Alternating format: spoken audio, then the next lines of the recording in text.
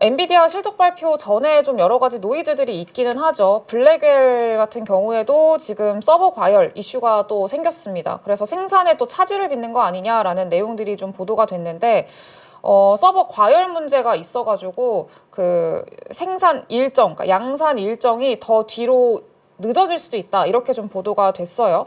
그래서 이 블랙웰을 맞춤형 서버 렉 있잖아요. 여기다 연결을 시키면은 이때 과열이 발생하는 문제가 지금 또 이번에 생겼대요. 그래서 원래 한 2분기 때는 생산 과정에서 문제가 생겨가지고 결함이 좀 생겨가지고 출시 시기가 좀 늦춰졌었잖아요. 근데 이번에 또 과열 문제가 생기면서 만약에 더 늦춰지게 되면은 이제 뭐 마이크로소프트라던가 뭐 알파벳 이런 기업들 같은 경우에는 이미 2분기 때 한번 기다렸는데 또 더 기다려야 되는 거죠. 주문을 하고 나서. 네, 그래서 그런 문제들이 제품 양산이나 이런 차질들이 계속 좀 연쇄적으로 일어날 수가 있기 때문에 이런 것들은 좀 리스크가 될 수 있다. 그래서 이번 엔비디아의 실적 발표에서 우리가 좀 주목을 해야 되는 거는 역시나 지금 당장의 실적 발표도 중요하지만 앞으로 3분기보다 4분기의 가이던스가 어떻게 진행이 될지 지금 계속 좀 컨센서스 대비해서 뭐라고 하죠? 가이던스의 어떤 좀 그 폭 자체가 줄어들고 있는 상황이거든요. 격차가. 그래서 이게 4분기에는 가이던스를 어떻게 내놓을지 그거 일단은 가장 중요하게 좀 보셔야 될 것 같고 추가적으로 지금 이번 어떤 차질 얼마나 좀 빚게 될 건지 그리고 정상적으로 좀 양산이 가능할지 이런 것들에 대한 어떤 타임라인에 대한 구체화 요것들이 굉장히 중요하지 않을까 싶기는 합니다. 그래서 엔비디아만 잘못된다고 해서 엔비디아만 혼자 이렇게 흔들리는 게 아니라 다른 빅테크 기업들도 다 같이 흔들리는 상황이 또 연출이 될 수가 있기 때문에 이런 것들은 좀 중요하게 우리가 좀 봐야 되지 않을까 그렇게 생각을 하고 있고요. 그리고 추가적으로 최근에 또 반도체에 대한 좀 우려감들이 많잖아요. 메모리 반도체 쪽에서 우려감이 좀 많이 나타나고 있는 상황이고 그리고 중국 기업들 같은 경우에도 지금 메모리 시장에서 굉장히 점유율을 빠르게 확산을 해 나가고 있는 상황이어서 이런 상황에서 앞으로의 어떤 반도체 시장 시황에 대한 이야기를 어떻게 하는지 이런 것들도 지금 우리가 좀 체크를 해봐야 되는 문제다. 좀 이렇게 생각을 하고 있습니다.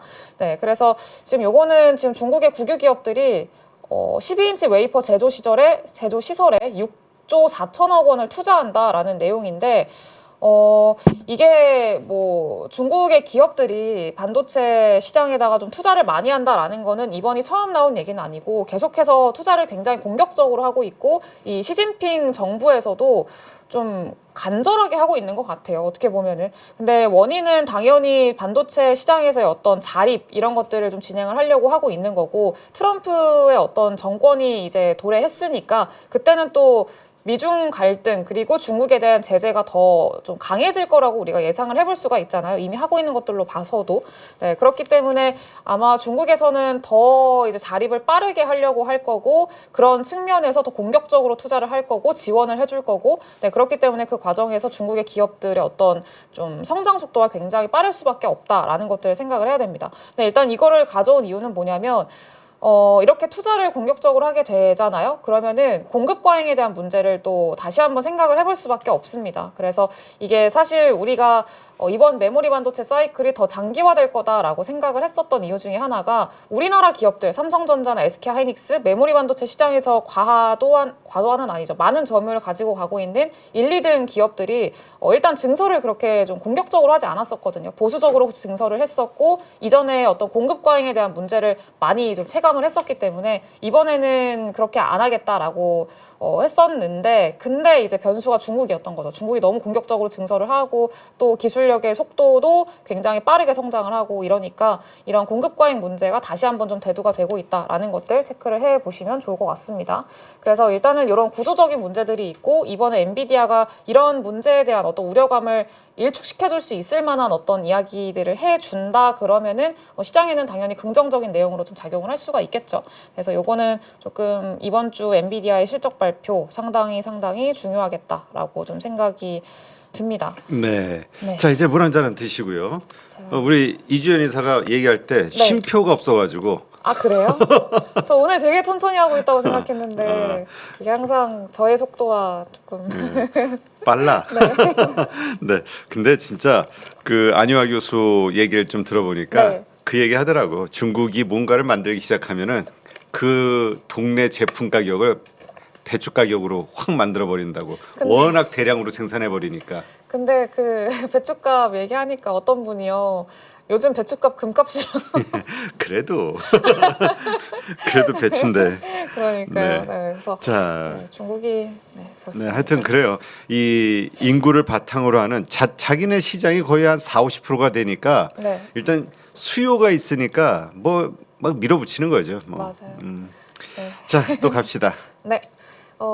그렇습니다. 그래서 지금은 어쨌든 반도체 산업에 대한 우려감이 여전히 잔존을 하고 있기 때문에 그럼 그 안에서 주식시장에서 결국에는 그 수요 자체가 그리고 수급 자체가 쏠릴 수 있을 만한 곳은 확실한 모멘텀이 있는 그런 업종들, 섹터라고 봐야 될 것 같습니다. 그래서 이런 흐름은 아마 내년 상반기까지, 내년 1월까지는 그래도 계속 이어지지 않을까 생각을 하는데 그 중심에는 당연히 일론 머스크가 있죠. 근데 주말 사이에 일론 머스크 관련한 내용들이 좀 많이 보도가 됐습니다. 그리고 금요일에 미국 증시 안에서도 그동안에 트럼프 트레이드가 좀 많이 쉬어갔었는데 다시 트럼프 트레이드가 재개되는 모습들이 보였었거든요. 그러니까 토요일 날 제가 찐시황에서도 한번 좀 말씀을 드렸었고 관련한 내용들 좀 짚어드렸었는데 어쨌든 주말 사이에 일론 머스크 관련한 내용들이 좀 나왔습니다. 뭐 XAI도 그렇고 그리고 뭐 스타링크도 그렇고 그냥 관련한 좀 스페이스 X도 그렇고 좀 긍정적인 내용들이 좀 많이 보도가 됐는데 일단 일론 머스크의 XAI가 멤피스 데이터 센터용 엔비디아 칩 10만 개를 구매하기 위해서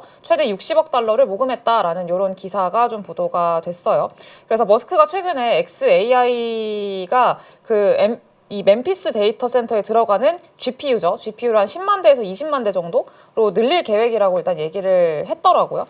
네, 그래서 그런 것들이 좀 시장에서 부각을 받았고요. 그리고 여기서 좀 연결을 지을 수 있을 만한 게 이 멤피스 데이터 센터 있잖아요. 여기가 그 테슬라의 완전 자율주행 기능도 여기 데이터 센터를 기반으로 하고 있거든요. 그래서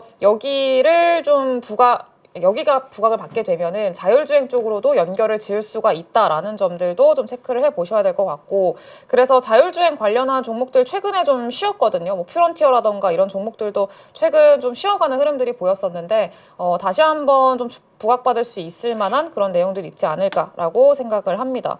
요거는 뭐 헤드라인이 바뀌었네요. 이게 아니었는데. 네. 네, 이게 트럼프 쪽에서 이야기를 한 거였는데 자율주행 관련입니다. 트럼프 팀이 자율주행 차에 대한 미국의 규정 약화를 좀 원한다라는 얘기를 좀 했어요. 그러니까 자율주행 관련해서도 지금 이 테슬라가 가장 원하는 게 규제 완화라고 이야기를 많이 한 거를 여러분들도 들으셨을 거예요. 네, 근데 이게 좀 본격화되고 있는 그리고 더 구체화되고 있고 더 직접적인 이야기들이 나오고 있는 상황입니다. 네, 그래서 이 일론 머스크를 포함해서 트럼프 팀이 이제 이 셀프 드라이빙 그 자율주행 관련한 규제들을 좀 완화할 걸로 지금 기대를 가질 수가 있기 때문에 이 내용들도 마찬가지로 자율주행 관련한 모멘텀으로 좀 작용을 할 수 있을 걸로 보고 있고요. 다만 국내 증시에서 계속 좀 우리가 알아야 되는 거는 미국의 테슬라가 자율주행 관련해서 규제가 완화된다고 해서 우리나라 기업들 중에 직접적으로 수혜를 받을 수 있는 기업은 많지 않습니다.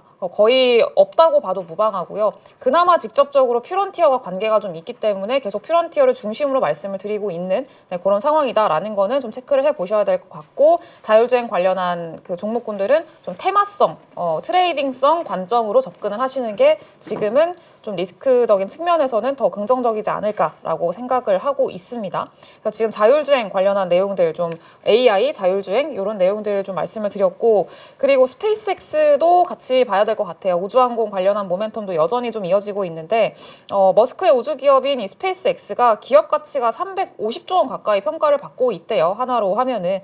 네, 그래서 지금 다음 달에 135달러에 주당 주식을 매각하는 공개 매수를 준비 중이다라고 이 로이터가 보도를 했다고 하는데 이거는 토요일 날 제가 그 기사 보면서 좀 말씀을 드렸던 내용이기도 하고요. 어쨌든 이런 기업 가치를 많이 좀 부여받고 있는 상황이고 지금 시장에서 우주항공을 계속 주목하고 있고 다음에 어떤 주도 섹터로 우주항공이 자리 잡을 수 있는 이유, 근거에 대해서 이야기를 하고 있는 게 결국에는 스페이스X가 미국의 나사라는 그 어떤 기업을 밀어내고 민간 기업이 그 시장을 독점할 수도 있다라는 그런 가능성 때문이거든요. 그래서 앞으로 우주를 나아가기 위해서는 무조건 스페이스를 통과해야 되고 스페이스가 없으면 우주로 못 가게 되는, 어떻게 보면 그 중간 다리 역할을 스페이스 혼자서 다 하는 그런 결과가 나올 수도 있겠다라는 생각들이 지금 시장에 있는 것 같아요. 그래서 결국에는 스페이스 X와 관련된 우주항공 산업에 대한 기대감은 여전히 가져갈 거고, 그 독점에 대한 어떤 뭐 걱정이라면 걱정일 수도 있겠지만 어떤 그런 것들도 있기 때문에 우리나라에서 스페이스 X와 좀 관련이 있는 기업들은 당연히 추가적인 어떤 모멘텀으로 작용을 할 수 있겠죠. 대표적으로 HVM이라던가 이런 기업들은 계속 좀 보셔야 될 것 같고, 세아베스틸 지주, 이거는 제가 그 찐시황에서 했던 건데, 여기서 우주항공 관련한 종목들은 여기 이 정도로 제가 좀 정리를 해놨거든요. 세트레가이라던가 컨텍, 이노스페이스, 제노코, 세아베스틸, HVM 이렇게 좀 놔뒀는데, 여기서 사실 앞에 한 4개 정도 기업은 좀 약간 테마성, 트레이디성 종목이라고 보시면 좋을 것 같고요. 나머지 2개가 그나마 좀 연계성이 있어서 그런 관점으로 좀 보시면 좋을 것 같습니다.